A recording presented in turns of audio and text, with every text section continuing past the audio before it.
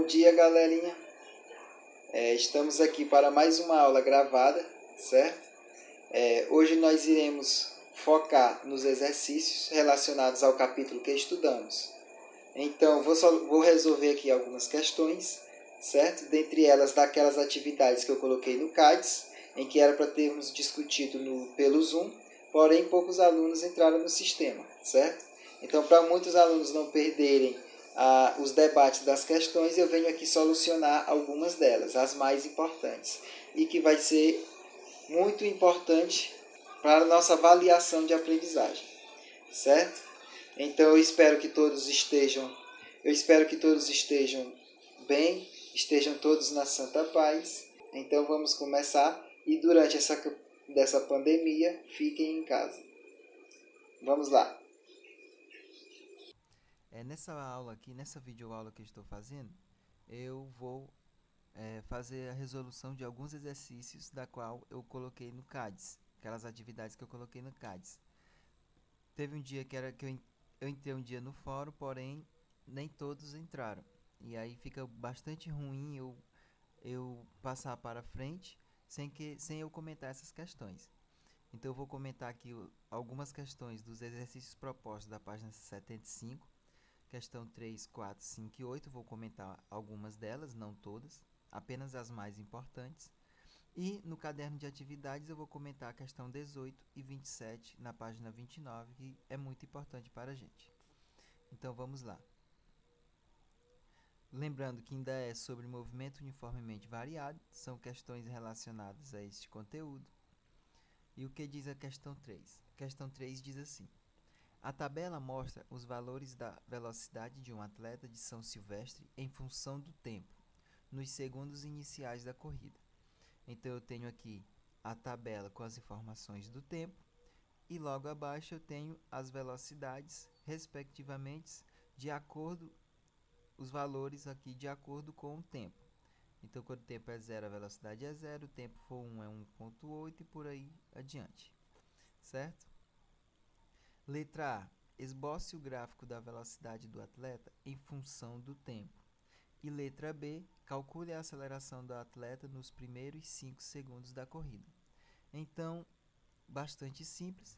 Através desta tabela, ele quer que eu esboce o gráfico. Como é que eu faço para esboçar o gráfico? Basta eu organizar dois eixos, um eixo na vertical, que eu vou usar como velocidade, e o eixo na direção horizontal, que eu uso como tempo. De acordo com que eu vou aumentando o tempo, eu vou aumentando aqui a minha velocidade no gráfico. Vamos ver aí a resolução? Então está aqui, ó, letra A. De acordo com que eu aumento o tempo, velocidade 0. Quando o tempo for 0, a velocidade é 0. Quando o tempo for 1, a velocidade é 1,8. Quando o tempo for 2, é 3,6. Quando o tempo for 3, é 5,4. E aí adiante até quando o tempo for 5 segundos, que a velocidade atinge 9 metros por segundo. Então está aqui o gráfico, é simples. Basta eu desenhar dois eixos. Prolongo aqui o tempo. De acordo com os valores do tempo, eu prolongo aqui a minha velocidade, é tranquilo. Certo? Letra B. Letra B, ele quer que eu calcule a aceleração. Como vimos, a aceleração é o quê? Velocidade final menos velocidade inicial, dividido por tempo final menos tempo inicial. Substituindo os valores, temos que 9, que é a velocidade final, menos 0, que é a velocidade inicial, dividido por 5, menos 0, obtemos aí 9 dividido por 5, que dá uma aceleração de 1,8 metros por segundo ao quadrado. Tranquilo? Então, vamos para frente. Próxima questão. Bem, continuando aqui agora para a questão 4, vamos ver o que ela diz. A posição inicial para o móvel que descreve o movimento retilíneo, cujo gráfico velocidade em função do tempo é representado abaixo, vale 5 metros. Ou seja, a posição inicial de um móvel, ou seja, o ponto de partida inicial do móvel, ele foi de 5 metros. Aí ele pede, de acordo com o gráfico aqui dado, qual a equação horária para o movimento considerado.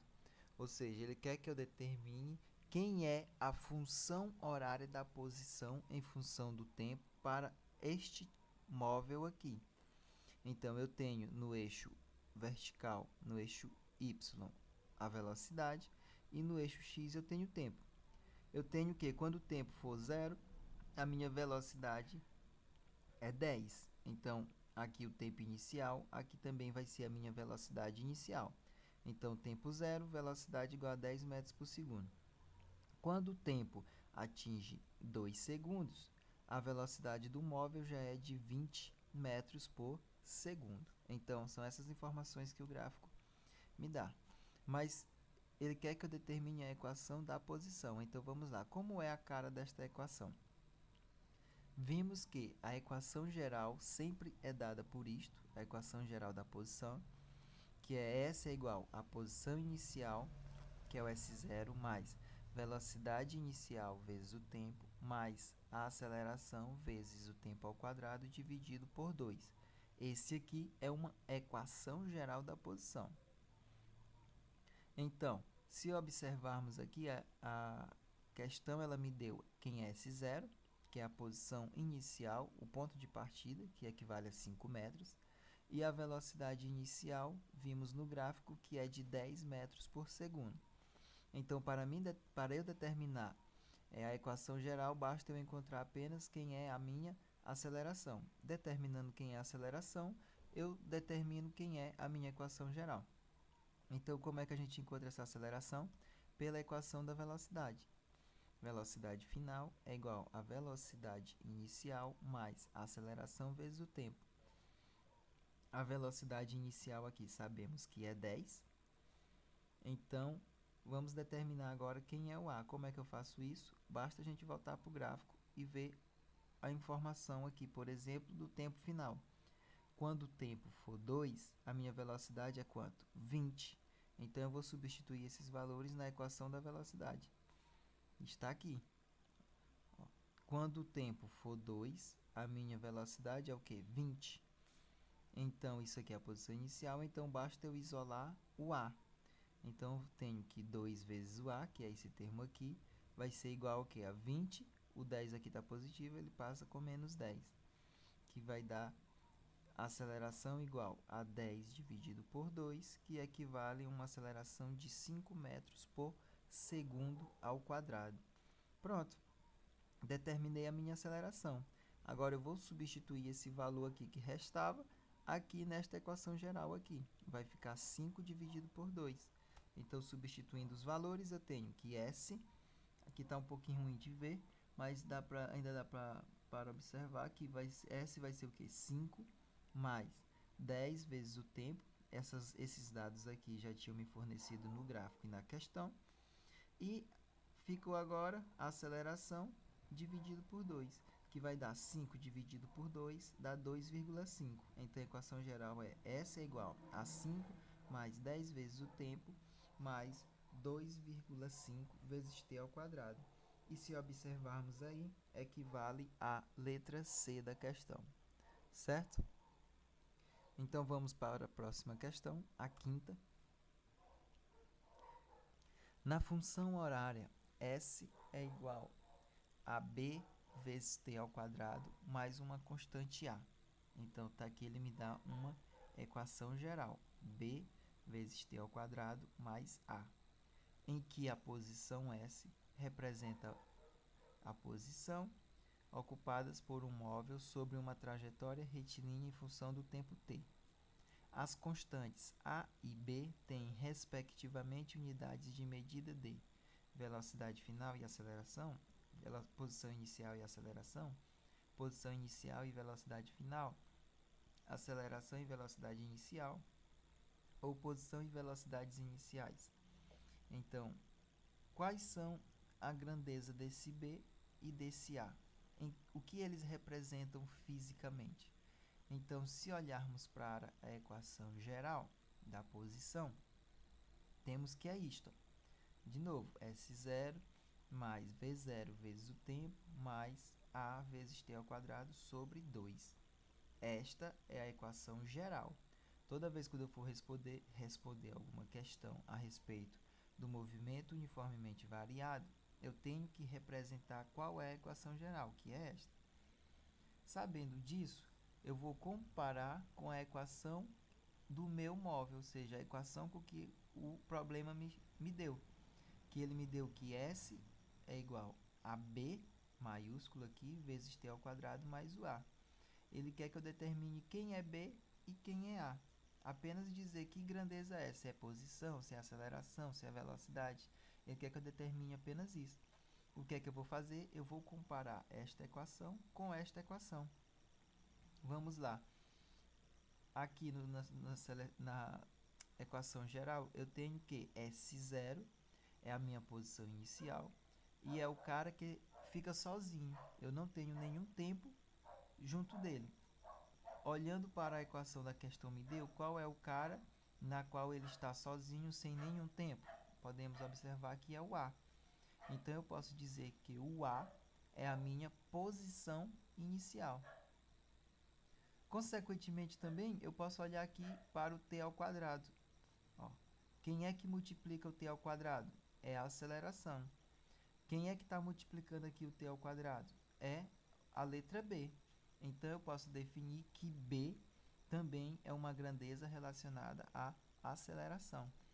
Então, B é igual à aceleração e A é igual à posição inicial. E isso corresponde à nossa letra B da questão 5. Vamos para a próxima questão. Bom, continuando agora na questão 18. A Agência Espacial Brasileira está desenvolvendo um veículo lançador de satélites, VLS, com a finalidade de colocar satélites em órbita ao redor da Terra. A agência pretende lançar o VLS em 2016, a partir do Centro de Lançamentos de Alcântara, no Maranhão. Considere que, durante o lançamento, o VLS percorre uma distância de 1.200 km em 800 segundos. Qual é a velocidade média do VLS nesse trecho? Então, letra A, ele quer que eu determine a velocidade média deste veículo lançador de satélite. E na letra B, ele diz: suponha que no primeiro estágio do lançamento, o VLS suba a partir do repouso com aceleração resultante constante de módulo AR. Considerando que o primeiro estágio dura 80 segundos e que o VLS percorre uma distância de 32 km, calcule AR. Então, na letra A, ele quer que eu calcule a velocidade, e na letra B, de acordo com algumas especificidades que ele me deu, ele quer que eu calcule a aceleração resultante. Então, vamos lá. Primeiro para a letra A. Na letra A, ele quer que eu calcule a velocidade. Lembrando que velocidade é o espaço percorrido dividido pelo tempo. Ele percorreu 1.200 km em 800 segundos. Fazendo essa divisão aí, cortando o zero, fica 12 dividido por 8. Então, a velocidade desse cara que vai lançar o satélite é de 1,5 km por segundo. Ou seja, em um segundo ele anda 1,5 km. Letra B, ele quer que eu determine a aceleração deste cara. Então, vamos lá, vamos usar a nossa equação geral de movimento. Lembrando que para mim resolver do movimento uniformemente variado, eu sempre tenho que usar esta equação geral. O que é que eu vou fazer aqui? Ele me deu a distância que esse satélite percorreu, que é a posição final, ou seja, ele me deu o deslocamento.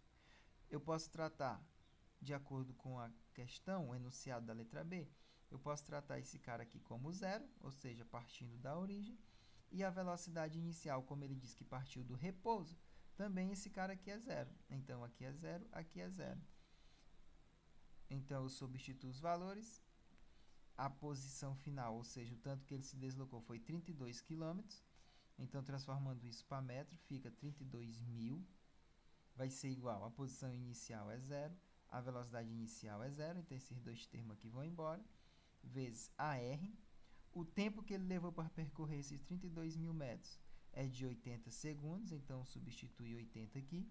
fica 80 ao quadrado dividido por 2. Então, calculando, fica 32.000 vai ser igual a R, que é a aceleração que eu quero determinar. 80 vezes 80 dá 6.400, dividido por 2. Então, reorganizando aqui, fica 64.000 dividido por 2, fica 3.200. Então, 3.200 vai passar dividindo para o outro lado. Então, temos aqui, ficou ruim de ver, mas dá para calcularmos. Fica 32.000 dividido por 3.200. Corta 2 zero aqui, fica 320 dividido por 32, que dá uma aceleração de 10 metros por segundo ao quadrado. Eu vou aqui fazer uma resolução da questão 27, da página 29 do caderno de atividades. Eu não coloquei aqui o gráfico na questão, mas eu quero que vocês acompanhem pelo livro, certo? Vamos lá. Arnaldo e Batista disputam uma corrida de longa distância. O gráfico das velocidades dos dois atletas no primeiro minuto da corrida é mostrado a seguir. Então, acompanhe aí pelo gráfico. Ele me dá um gráfico da velocidade em função do tempo e ele coloca aí o movimento de Arnaldo em azul e o movimento de Batista em vermelho. Então, na letra A, sabendo disso, na letra A ele pergunta: calcule a aceleração de Batista em t igual a 10 segundos. E na letra B, ele quer que eu calcule as distâncias de Arnaldo e Batista com o tempo de 50 segundos. Então, vamos lá para a resolução. Na letra A, ele quer que eu determine a aceleração de Batista. Isso em um tempo de 10 segundos. É fácil. O que é aceleração? É variação da velocidade dividido por variação do tempo. Então, quem vai ser a velocidade no tempo de 10 segundos? Vai ser 10. E a velocidade, quando o tempo for 10, observamos aí que a velocidade é 2. Então, fica 2 dividido por 10, que dá uma aceleração de 0,2 metros por segundo ao quadrado. Esta é a aceleração de Batista. Então, vamos para a letra B. Letra B, ele quer que eu calcule a distância de Arnaldo e de Batista. Primeiro, o que é que determina a posição? Toda vez que tivermos um gráfico de velocidade em função do tempo, a nossa posição vai ser sempre a área debaixo da curva do meu gráfico. Por exemplo, aí de Arnaldo, na linha azul. O que é que eu vou ter que calcular? Para mim saber a posição de Arnaldo, eu tenho que calcular essa área aí abaixo dessa linha azul, que a gente vê que é um triângulo retângulo. É a metade de um retângulo. E como é que eu faço para calcular essa área? É o quê? É base, que isso é um tempo de 50 segundos, então fica base, que é o tempo, vezes a altura, que é 5, em um tempo de 50 segundos a velocidade é 5, dividido por 2. Por quê? Por que é 2? Porque eu estou calculando a metade desse retângulo. 50 vezes 5 dá 250, dividido por 2. Então, temos aqui que em 50 segundos, a distância percorrida por Arnaldo foi de 125 metros. Da mesma maneira, eu calculo a distância percorrida por Batista, que vai ser a área abaixo dessa linha vermelha. Então, que figura geométrica é esta? Isso aqui a gente vê que é um trapézio. E como é que eu calculo a área do trapézio? Base menor, que é 30. Tem bem aí a altura, certo? Então, base menor é 30, mais base maior, que é 50.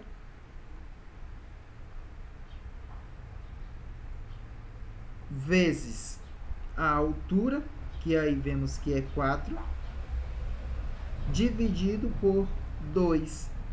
Então, esta é a área do trapézio. Simplificando, fica 80 vezes 4, ou melhor, fica 80. 4 dividido por 2 dá 2, fica 80 vezes 2, que dá 160 metros. Então, está aí a área, que equivale à distância percorrida por Batista.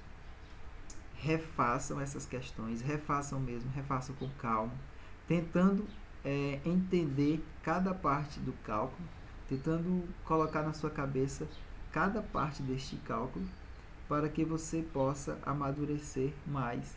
E lembrando, refaçam sempre mais questões a respeito deste conteúdo. Então, na próxima videoaula, eu lançarei aqui o próximo capítulo, que é a parte de queda livre. Boa aula para vocês, espero que tenham gostado e até a próxima. E se derem, fiquem em casa. Tchau, tchau.